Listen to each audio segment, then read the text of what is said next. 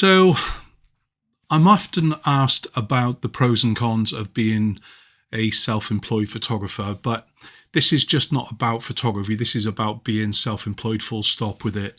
I pretty much came out of school at the age of 18 and I went to work for a photographer and I was there for 3 years. And during that time, I gained some great experience, specifically in the lab and understanding the commercial side of the business rather than anything else. But I'd also grown up in a shop working for the family business, a butcher shop.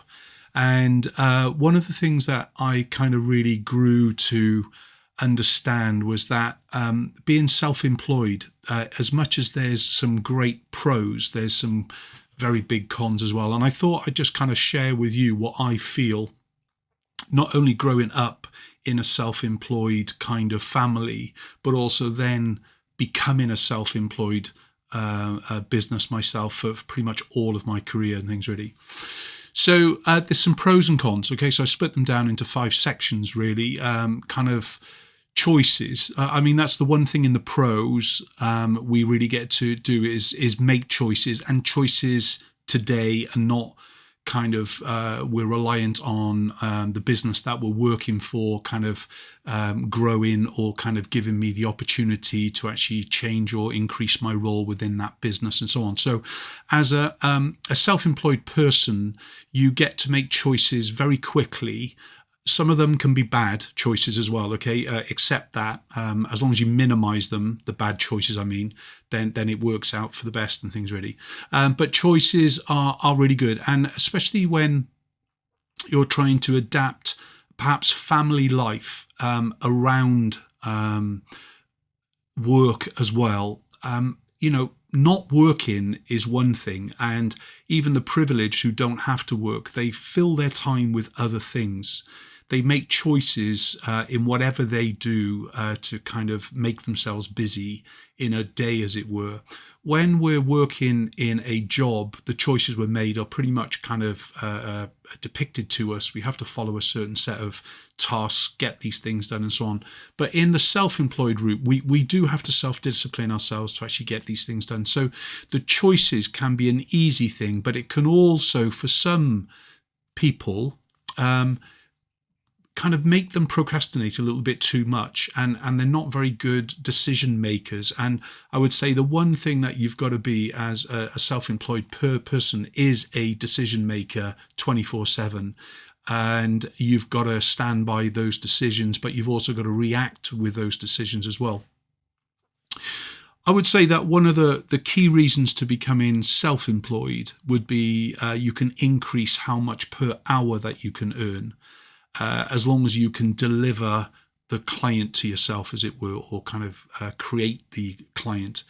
What do I mean by that? So if I need to work less because of family commitments, whatever it would be, or lifestyle change, the ability to earn a lot more money per hour is obviously something that is attractive. But of course, in the same breath, if you don't hit your target number of hours worked in that week at that higher level, then basically you're not going to earn anything. So you've got to really understand that even though you could see the glitter and the lights of the earning more per hour, you also have to give your brand, your business, your kind of self-employed job, as it were, you have to give it the time. And in the early days, it's going to pretty much devour much of you, even if you've got lots of experience in that field. The idea of kind of gaining life back by going self-employed isn't always the case. I can pretty much guarantee that, in fact, it's going to be not the case, at least in the first year or two, where you're getting devoured, you're getting kind of lost within the business a little bit more, unless you can take real control of your time. But in that panic stations of moving from a job into a self-employed role, you're kind of worried about what's around the corner all the time. I mean, nobody can predict the coronavirus element and kind of all the world being shut down. I mean, that is just exception. We're coming back into more normal times now, but the ability to grow your life quality is absolutely something that I think earning more per hour and adaptable lifestyle have to actually work together. But as I was saying to you, in that first year, or at least that first year, you're going to get a little bit lost within the business, and you're going to have to work more hours than you predicted, because you are basically doing everything. As far as an adaptable lifestyle is concerned, which is my number 3 kind of point, I definitely believe in that, because you can change your business to suit you, as long as it's not dealing with a niche kind of client that is only available at a certain time. I mean, there's digital nomads out there now that are basically traveling the world. They're working on a laptop. They're working as customer service, or they're kind of doing creative things. And wow, it sounds so fantastic. But the reality is there's not going to be as many jobs going where basically the pressure is non-existent. But the adaptable lifestyle, if you commit to it, it really can work out for you the majority of the time, as long as you don't overspend. When you get into the financial element, one of the things possibly you've got to make sure that you've got going into a self-employed environment, I would say at least 3 to 6 months worth of working salary that is there as a nest egg. And if possible, don't touch it beyond the first 6 or 8 weeks. Use that as the buffer. So in other words, if you've put away 3 or 6 months, better still, worth of salary or monies that you need to live on, by week 6, I would try and replace, instead of dipping into that cash cow, dipping into the monies that you're making today, because that is the reality of actually turning the results around quicker. It's amazing how distracted that we can get, kind of trying to do all these tasks that all of a sudden we didn't expect by becoming self-employed, and we can get lost in the kind of the doing of things instead of earning the money. I would say that the biggest thing about becoming self-employed is you should be doing what you love. And doing what you love is what should drive you into a self-employed environment, rather than doing something just because of an easy, buck, as it were. And you've got to really watch that you kind of go down a road that is exciting to you, and it makes you want to actually lose yourself within that self-employed role more and more, without kind of taking you too much away from the family. And then the creative freedom is absolutely yes. But what I find with many self-employed people is that, with all the good intentions, where they set out to kind of really be the most creative they can ever be, they get lost in the kind of the structure of all the things that they've got to do: the marketing, the accounts, the taxes, dealing with clients, dealing with inquiries, and so on with it. All those things we're going to cover in the cons now in a minute. But basically, in the creative freedom, keep that at the forefront. Keep pushing yourself. Make sure that you are having fun with what you are doing, even when times are difficult and times are hard. Bring some fun to your life, because if you can be doing that in the everyday scenario, even the times where things are a little bit tougher, you're going to bring a little bit more of kind of a happiness to your life, which is absolutely essential. Not everybody goes self-employed at the age of 21 like idiots like me.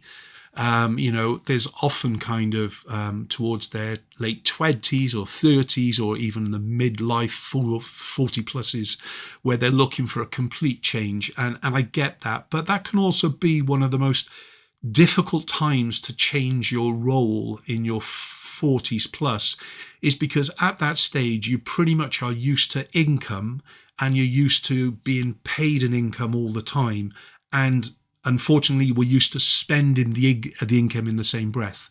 So changing completely a career is a huge thing, and I'm sure if you're watching this, you are kind of going through that mindset of, oh my gosh, can I risk this, and things really. And just before I move on to the cons, we need to talk about risk, because you also need to risk family life or quality of life. And being self-employed does affect things. Like I mentioned at the beginning, being the son of a self-employed business, and losing my kind of family, the only way for me to get my family back was to go and work within the family business. So even though we had great holidays, I had a lovely quality of life kind of growing up as a kid, even though I worked in the family shop from the age of 11.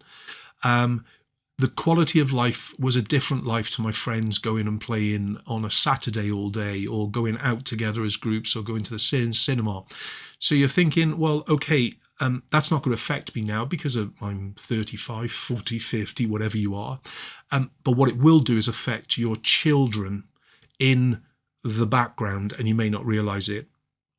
You will absolutely be changing the family dynamic by going self-employed. And I would say, just before you make that full commitment to that self-employment, I would ask you to sit down with all the family and really discuss about what's going to happen, what's going to change, or how do we kind of control this and so on with it. Because if you're going to become, for example, a wedding photographer, a family photographer, or you're going to be opening up a shop, and unfortunately is still weekends and so on with it. Well, if you're used to doing loads of things as a family on a weekend, you have just completely changed the dynamic of freedom and quality of life, and you have to kind of really look at that. So just to reiterate the pros for me, okay, because I might have talked about some negatives in that as well, but the pros are choices, earn more per hour without a doubt, adaptable with the lifestyle if you allow it to be, and you can change your lifestyle as well. Please, please, please do what you love. Find that thing that is in a spark for you, that lights your flame, and really go with it. And then, of course, that creative freedom to keep you inspired each day. The cons, sorry about this one. No guaranteed income. That is a big negative, especially if you've been on a big salary. You really will find it quite hard to transfer into no salary in the early days, or even in that 6 to 3 month kind of period and things, really. So no guaranteed income. If you set that out as your number one priority, you are then going to be preparing for those dark days when there might be kind of a little bit of a change or an upturn in your kind of ability to earn, as it were. Of course, in the same breath, no employment benefits like healthcare and private insurances if you've got that, but even things like pensions, they're all responsible to you now being self-employed. So the reason that we earn more per hour is because of the negatives that we're going to have to prop up, like our pension plans and so on with it. So you've got to really make sure that you have a long-term look at the self-employment route and not just a short-term look. I would say in a negative as well, experience is essential in whatever you set out to do. You have to have experience with it. Don't say I'm going to create a fashion shop, I'm going to open up on the high street, but in fact you've been something else for the past 10 or 15 years. You might have a real keen, fresh look at fashion, but the reality is you're going to be competing with a lot of people. You might want to open up a wedding dress shop or a florist or whatever it is. I would say go and get some experience. Work for free on weekends or whatever it is, the year before you're even thinking about your own business. Try and come and get some experience elsewhere. In the world of kind of professional photography that I've been in all of my career, you might have thought that we're frightened to actually bring photographers in as assistants and trainees because they're going to go off and do their own thing. I basically accepted it. I was training photographers to earn me money initially, but I slowly realized that they were going to go out and possibly do their own thing because they can earn more money per hour. It's only when you're able to pay somebody a real salary, a real one, that they can't afford to leave you as such. But it's those experiences that you need to really make sure you have underneath your belt so that you can go out there and basically ensure that the business is going to be more of a success. And it also identifies you, especially if you're looking at a niche market, how much of the niche client or avatar you can actually kind of get coming through your business sooner rather than later.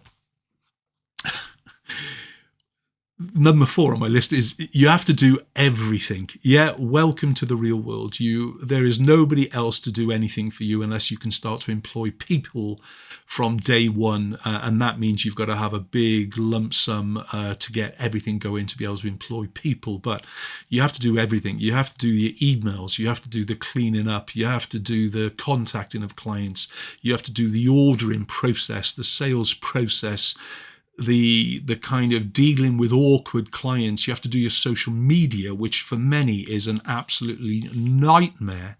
And you tally that to do with the marketing of the business as well. For some, it can feel a little bit overawed. So beginning a part-time business model is something that I would recommend anybody to do if they're looking at a fully self-employed basis. There's a program in the UK called Dragon's Den, and I put that as your homework. And all the questions that the dragons pose to all these new businesses going through, imagine it's you going through the process, and would they say yes to you? And if they're not going to say yes to you, really think long and hard about why wouldn't they say yes to me as such, really. And then the last in my cons, there are many of them, but trying to keep it to 5 elements in each. Unstable markets. Every day the market will change. Every week the market will change. Every month the market will change. You have to be adaptable. And if your niche new role, new kind of job role, self-employed, is going to be so small, what happens in the unstable market? Try and play the games, what happens if. Because if you can start to second guess things a little bit, and you keep second guessing stuff, it means that you're a little bit more prepared than possibly you would have been if you kind of just concentrated on the success element. Learn exactly how to actually run the business in the simplest way. Learn exactly how to sell yourself in the simplest way. Learn exactly how to order your goods or provide your goods in the simplest way. Because then when we get to unstable market zone, and it's happening all the time, you've only got to look at the high streets to see how it changes all the time. But basically in these unstable markets, how are you going to adapt, and will you survive if it changes significantly? There's some other things, make sure you're looking at the increased hours that are going to affect you. Can you physically do it? Increased responsibility and the stresses and the pressures that are going to come alongside with it and things, really. The reality is you should be able to ask yourself a question at the end of it and say, do I want to be self-employed? Is it worth being self-employed? Will I enjoy being self-employed, or am I better off staying what I'm doing now? I can say personally, from my point of view, I am very difficult to employ because I demand so much of myself. And if I demand so much of myself, I'm going to demand so much of others. And if I start to be employed by others, it means I'm probably going to get frustrated because they're not running the business as I would want it to be. So I'm almost unemployable today after being self-employed since my 20s. And what we've got to make sure is that when we make that commitment to becoming self-employed, we take it with both hands, we hold it very hard, and we run as fast as we can, but remembering to avoid from falling over too much with it. So again, the pros: choices, earn more per hour, adaptable with my lifestyle, do what you love doing, creative freedoms. And my cons are no guaranteed income, no employment benefits, essential experience is needed to start the business up. You need to have to do everything within your business, and can you cope by doing that? And are the markets stable enough for you to actually launch it, not just for the immediate, but for a little bit more of a long-term future? Good luck whatever you do. I just know that I've enjoyed being self-employed, even with all the hassles that we've had in life.